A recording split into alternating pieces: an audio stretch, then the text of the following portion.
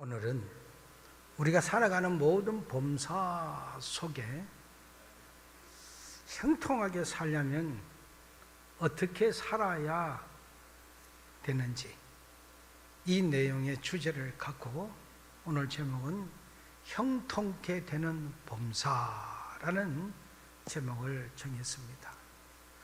오늘 이 내용에 나오는 주인공은 여러분이 너무나도 잘 아는 요셉입니다.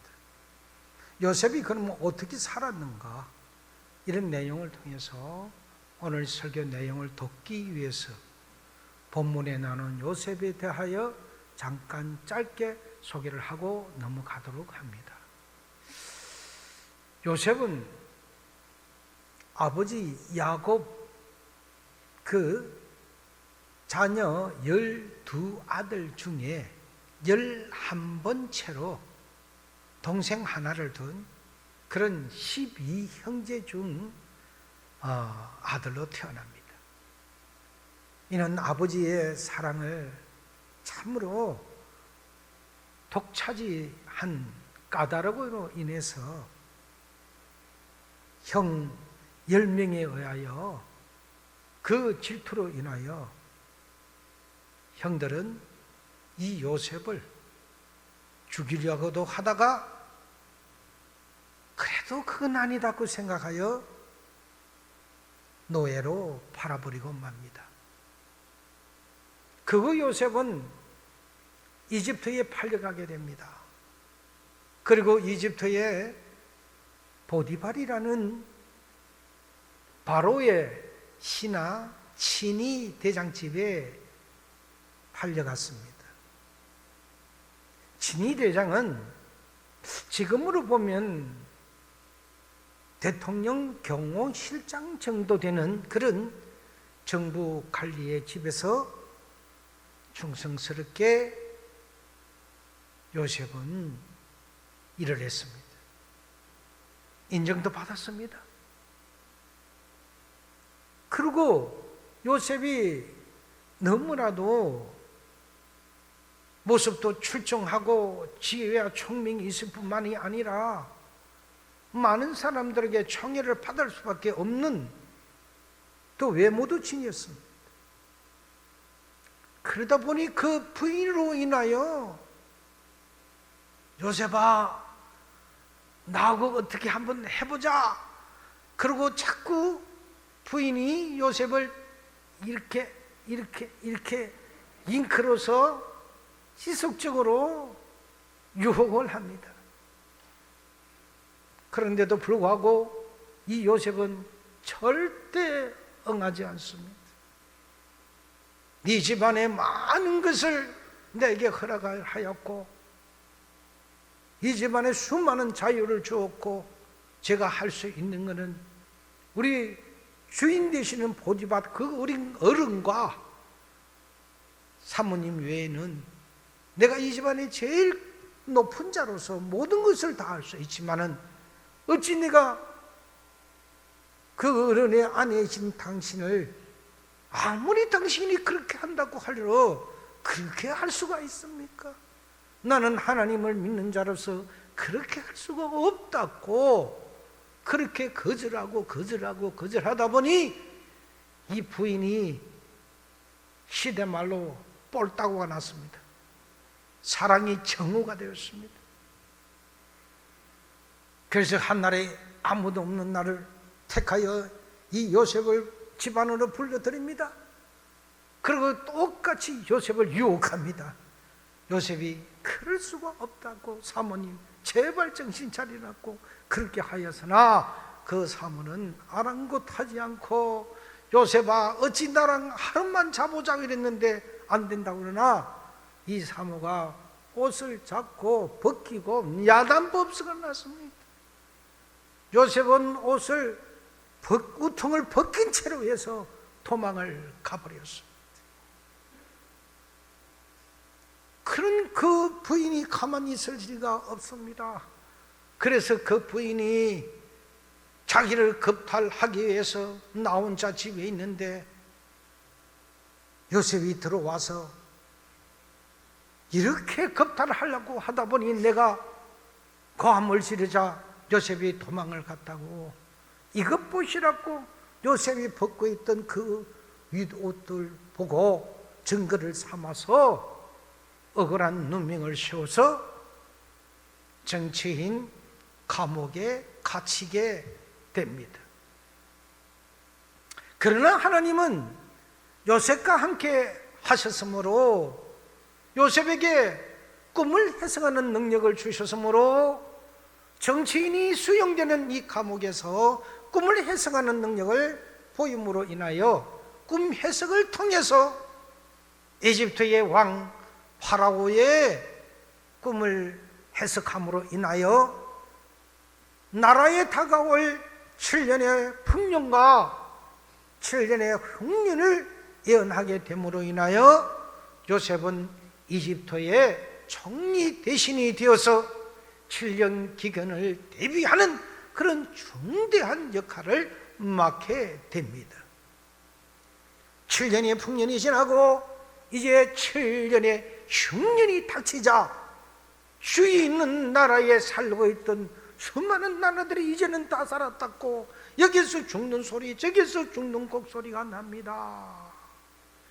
주위에 살고 있던 요셉의 형들도 예외는 아니었습니다.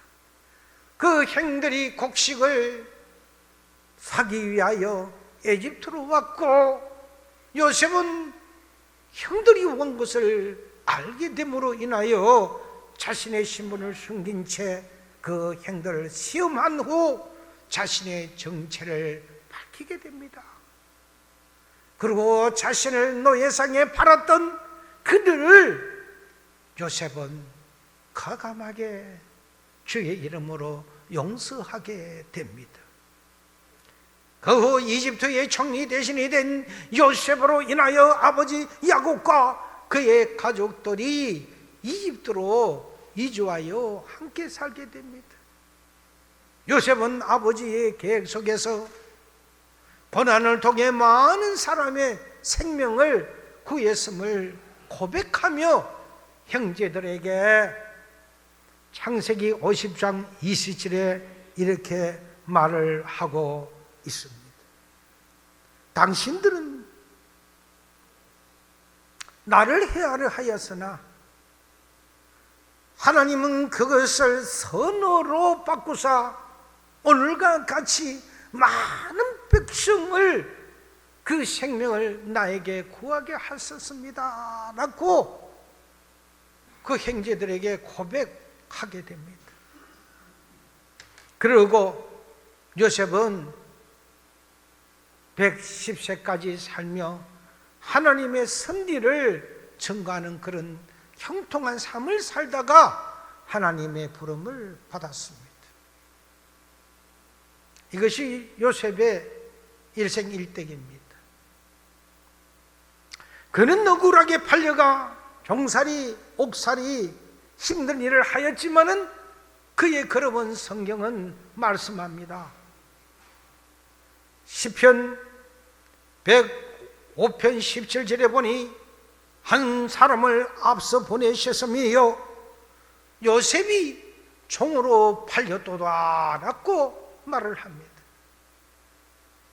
요셉은 팔려간 것이 아니라 하나님이 그를 앞서 보내신 것입니다. 후에 그의 아버지와 70명의 식구들이 애굽으로 VIP 대우를 받으며 이주하게 됩니다. 종살이 옥살이가 그의 삶이 아니라 애굽의 총리 대신이 오히려 되는 그런 놀라운 삶이었습니다. 형통이란 고통의 면제가 아니라 고통 속에서도 하나님이 함께 하시고 고난 후에 영광이 임하게 하시는 것입니다.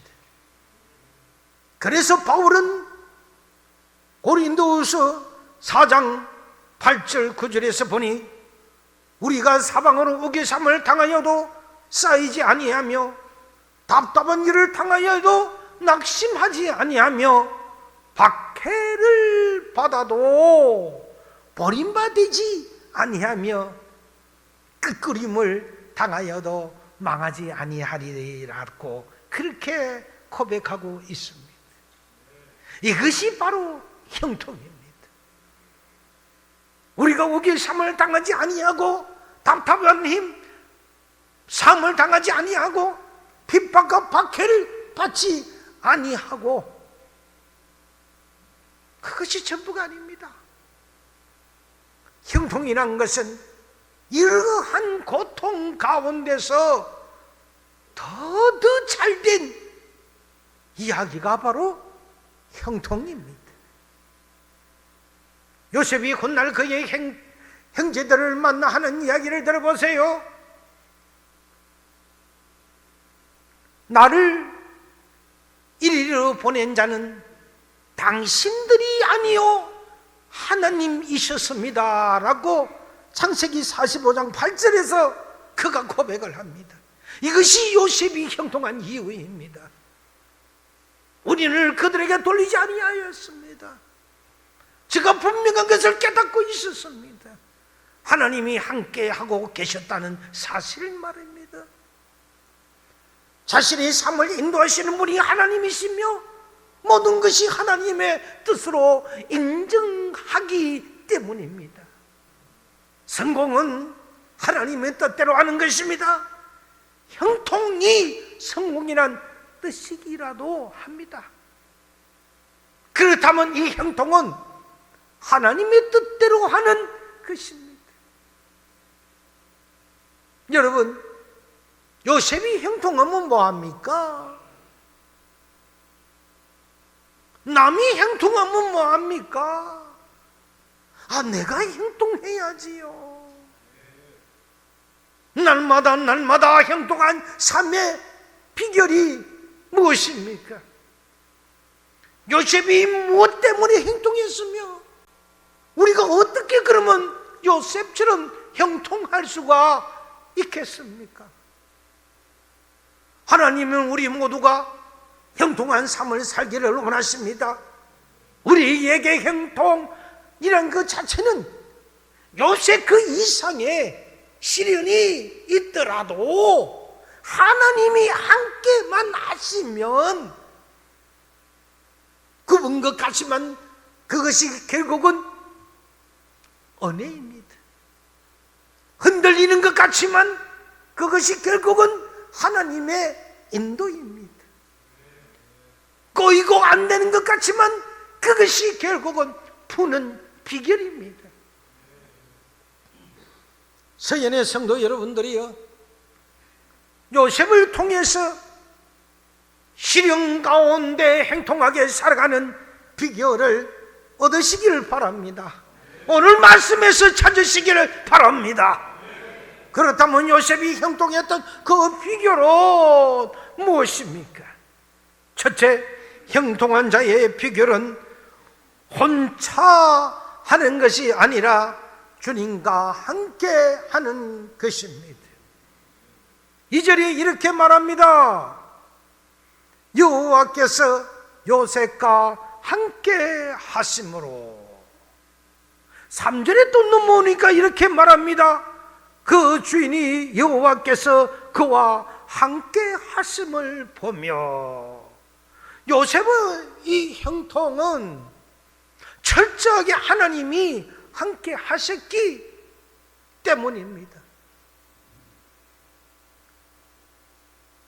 인간이 형통한 것은 하나님이 형통하셨기 때문입니다. 우리 스스로가 우리의 힘으로 형통할 수는 없는 것입니다. 형통하면 돈을 주고도 살 수 없습니다. 나의 노력으로도 형통은 살 수가 없는 것입니다. 하나님이 함께 하실 때만이 이 형통이 이루어지는 것입니다. 그래서 성경은 형통한 자가 되어라고 말을 하고 있습니다. 내가 만든 것이 아니라 나는 되어져 갈 뿐입니다. 누구를 인해서요? 전지전능하신 하나님, 그분에 의해서 말입니다. 형통은 하나님의 선물입니다.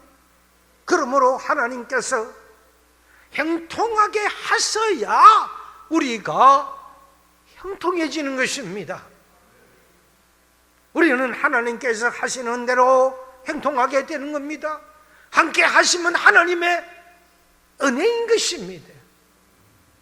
하나님은 이스마엘 서자에게도 창세기 21장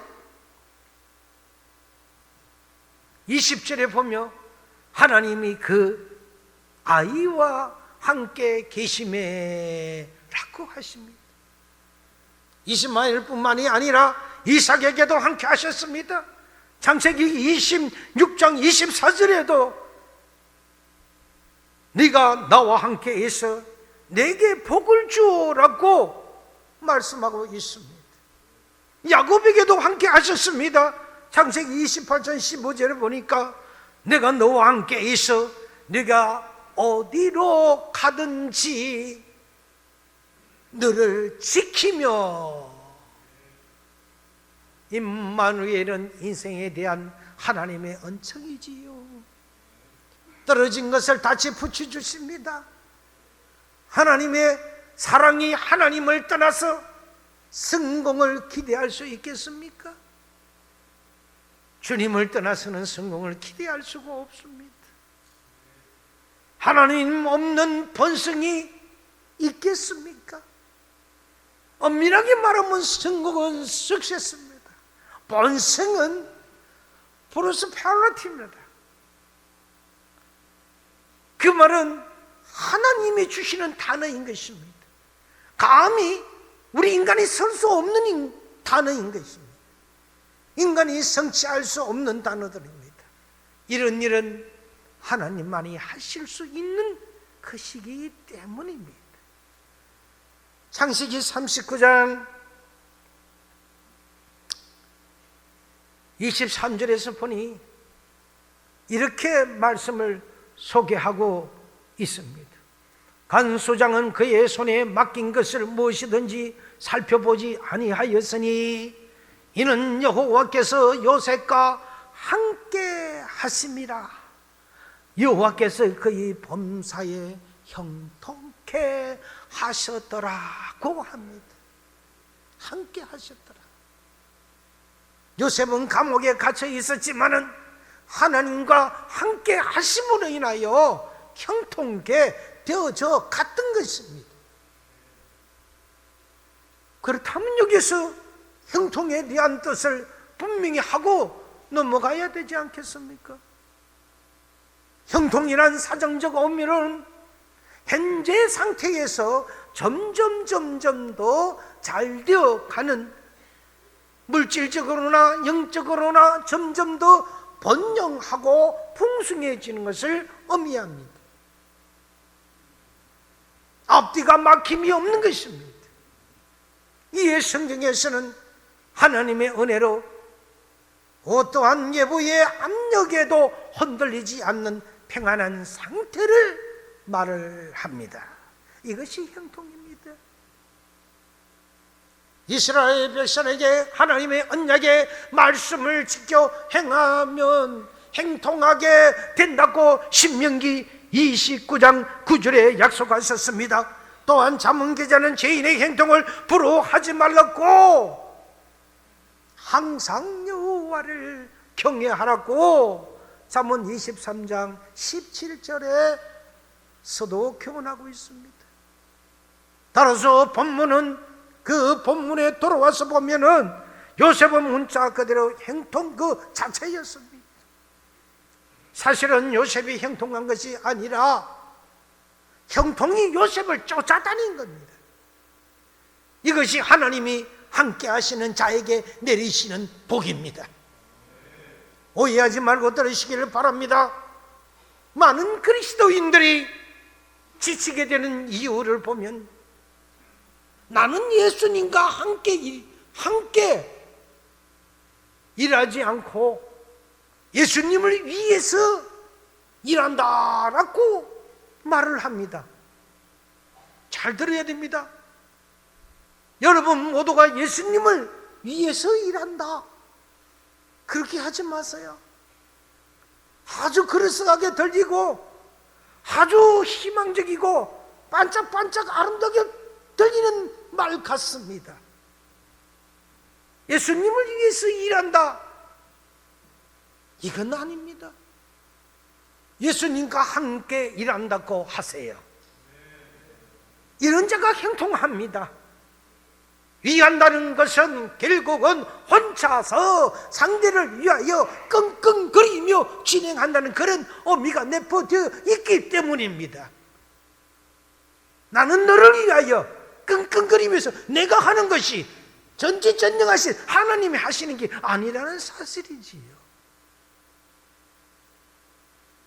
예수님과 함께 일하고 함께 지내어 나가는 것은 그분에게 기도하며 간구하면서 강구한 내용에 대하여 그 예수님을 믿으면서 그렇게 나갈 때 그것이 함께 ING 한다는 것으로 바로 그 믿음을 세워야 하는 것입니다. 이것이 행통인 것입니다. 이것이 함께한 자의 복인 것입니다. 둘째, 행통한 자의 범위는 범사입니다. 3절에 보면 여호와께서 그의 범사에 행통하게 하심을 보았더라 라고 말씀합니다. 행통한 사람은 범사가 잘 됩니다. 범사가 아니면 행통이 아니지요. 부분적으로 행통하면 이거는 행통이 아니라 이거는 반통이지요. 반통은 빈통이잖아요. 신명기 주제는 여호와께서 너의 범사에 내게 복을 주리라는 것입니다. 너의 범사에 내게 복을 주시라는 것이 신명기의 주제인 것입니다. 또 다른 말로는 선으로 행하는 모든 범사에라고 합니다. 선대로 행하는 모든 일에라고도 합니다. 어떤 것은 복을 주시고 어떤 것은 화를 주시고 어떤 것은 행통하게 하시고 어떤 것은 불통하게 하시는 그런 째째한 하나님이 아니십니다. 우리가 째째하기 때문입니다. 착각하지 마세요. 하나님은 완전하신 분입니다. 하나님은 온전하시고 완전 일체이신 하나님이십니다. 아까 뒤가 다르고 안과 끝이 다른 분이 아니시라는 사실입니다. 오늘과 내일이 다른 분이 아니시지요. 모든 것을 확실하게 해주시는 분, 그분 하나님 한 분밖에 없으십니다. 바울의 행통을 또한 봅시다. 다메섹 성에 가서 예수 믿는 사람을 잡아오려고 수십 명의 부하들을 데리고 말을 타고 그 예수 믿는 사람을 잡으러 가고 있지 않습니까?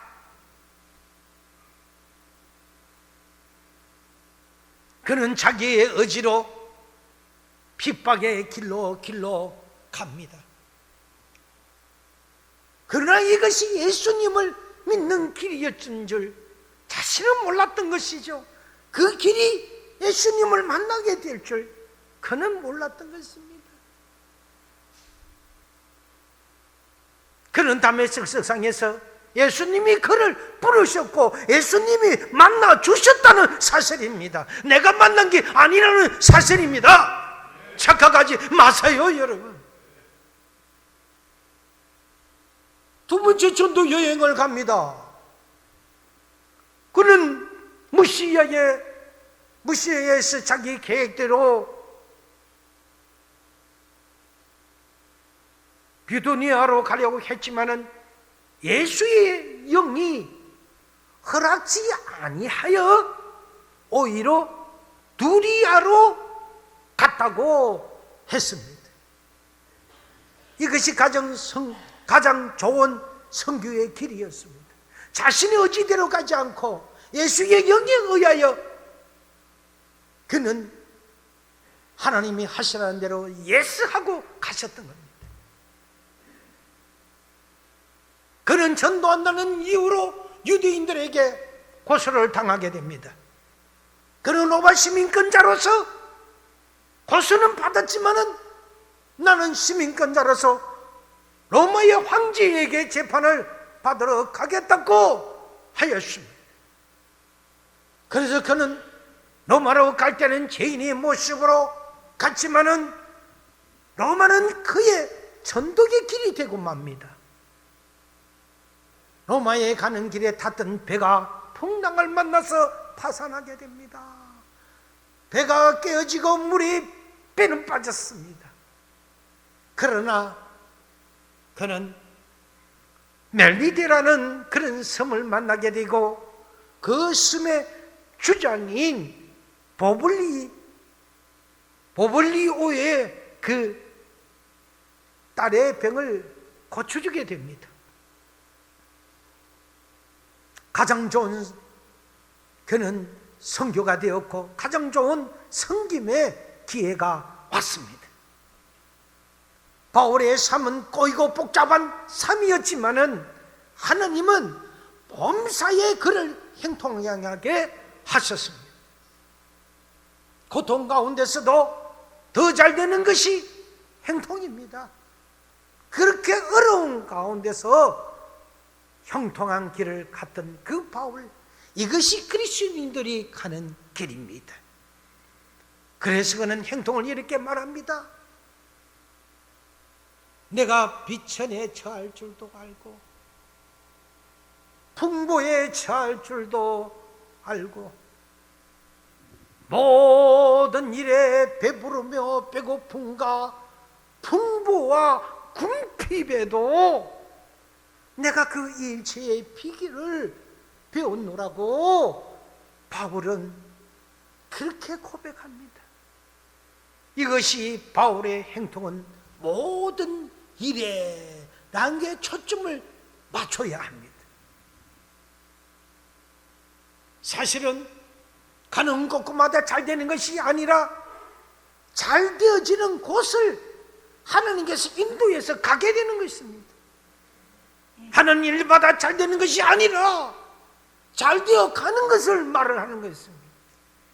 형통한 자는 삶의 그 자세가 달라져야 합니다. 우연은 있을 수 없습니다. 어찌 하다 보니까 이렇게 되었다는 그런 요인이 어찌 있을 수가 있겠습니까? 형통한 자는 삶의 그 자세가 달라져야 된다고 했습니다. 철저하게 하나님의 뜻대로 살아가야 합니다. 적절하게 세상 뜻대로 적절하게 세상에 벗어나고 세상에 요구하는 그런 방식대로 살아가는 것이 아니라는 사실입니다. 힘이 들고 어려워도 하나님 뜻대로 살아가야 하는 것입니다.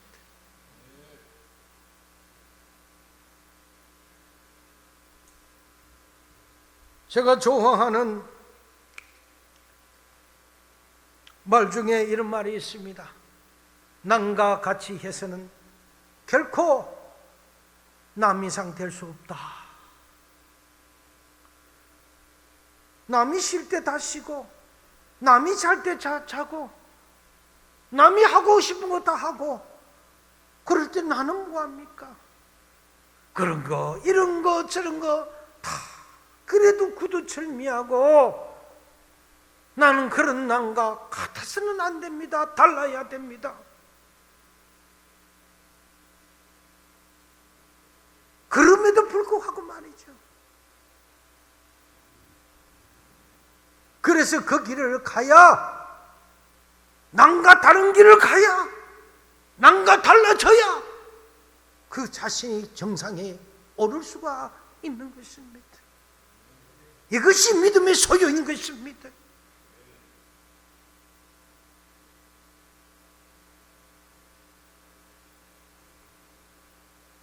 우리 모두 하나님의 중심으로 살아갑시다. 그래야 내 자신이, 내 영이 먼저 형통하게 됩니다. 사무엘도 훌륭한 사람이었습니다. 사무엘상 3장 1절에 보니 아이 사무엘이 엘리 앞에서 여호와를 섬길 때라고 합니다. 흔히 사람들은 여호와 앞에서 사람을 섬깁니다.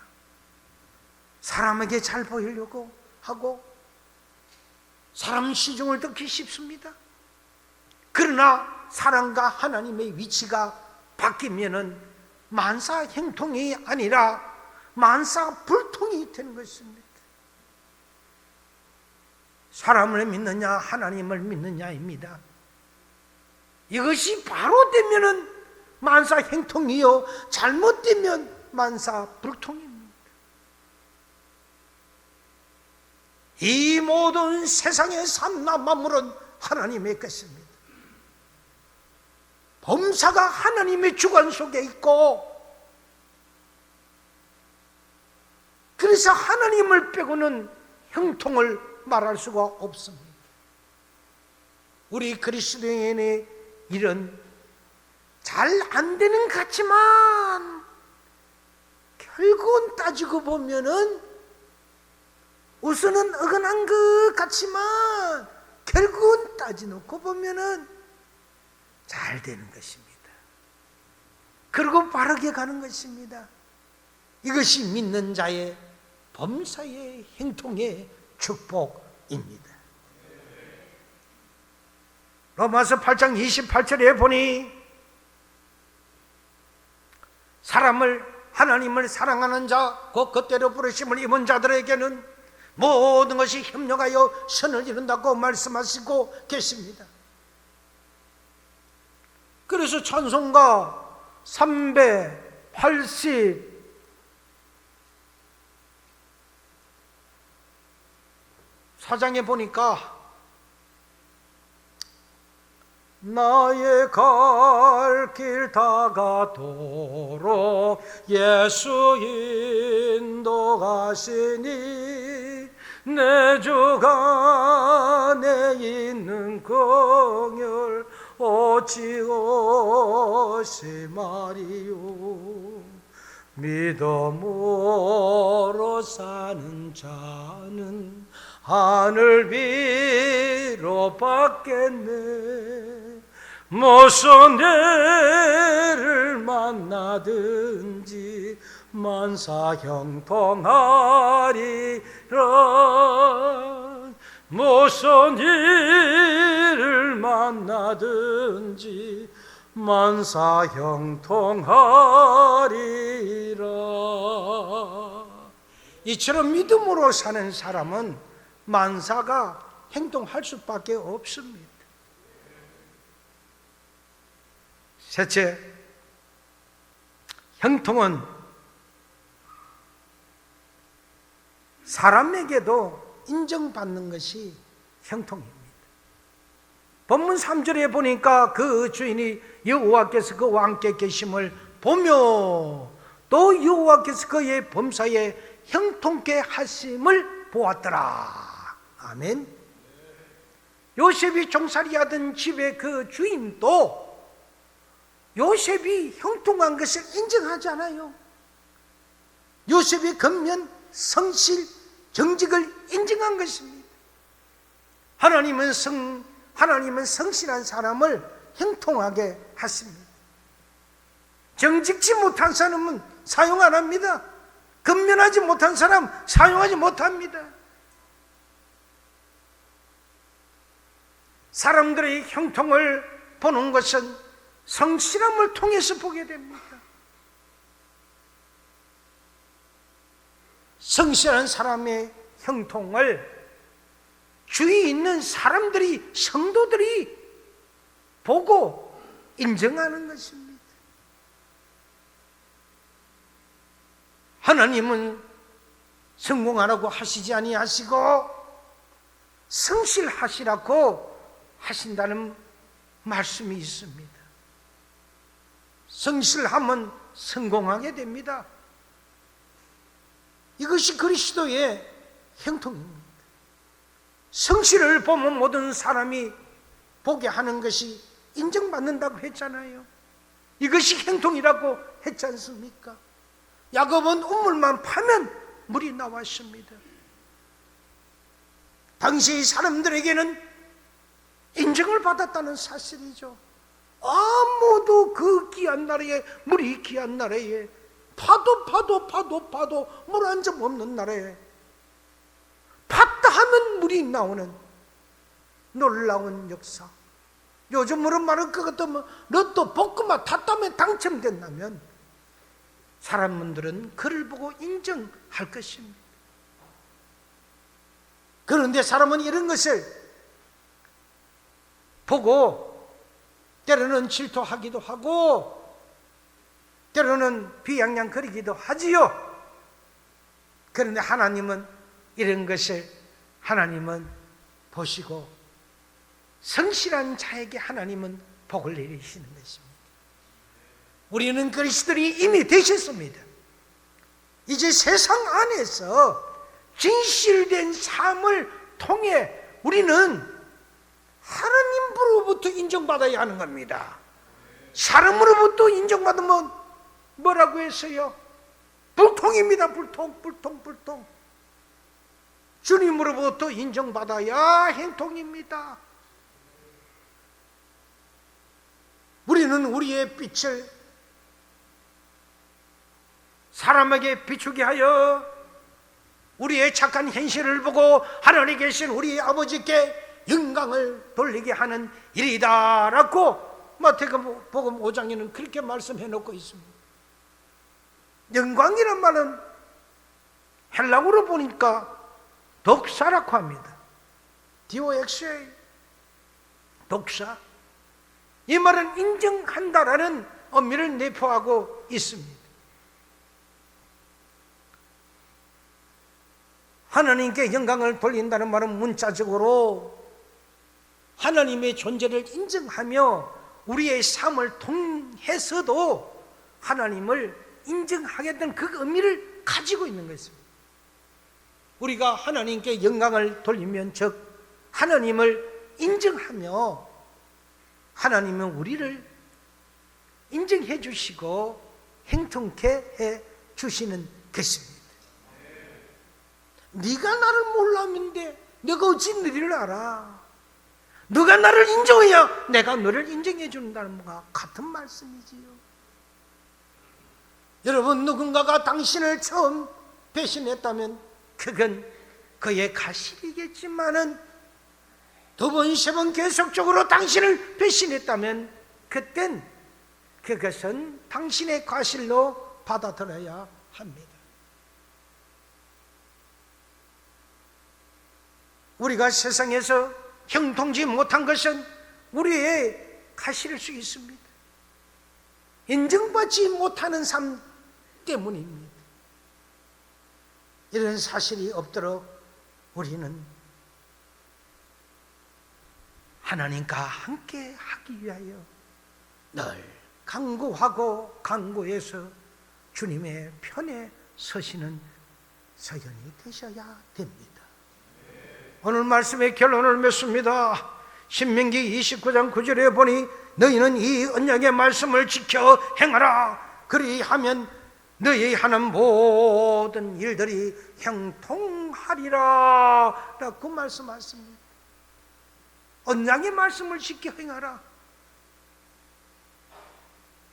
행통한 것은 말씀을 지켜 행하는 자에게 주시는 선물이지요. 말씀 따로 내 따로 주님 따로 내 따로 믿음 따로 세상 믿는 자가 하는 게 아니지요. 형통한 것은 말씀을 지켜 행하는 자에게 주시는 선물이라고 했습니다. 안 되는 사람은요 뒤로 뻥 넘어져도 코가 깨져요. 그런 속담이 있지 않습니까? 어떤 책에 보니까 잘 되는 사람은요 넘어져도요 삼삼뿌리 앞에서 넘어진다고 합니다. 아니 안 되는 분은요 진짜 안 됩니다. 안 되는 사람이 아니라 잘 되는 사람이 되어야 됩니다. 우리는 앞으로 넘어져도 교회 와서 넘어져세요. 하나님 품 안에서 말입니다. 우리 모두가 하나님이 함께 하시는 사람이 됩시다.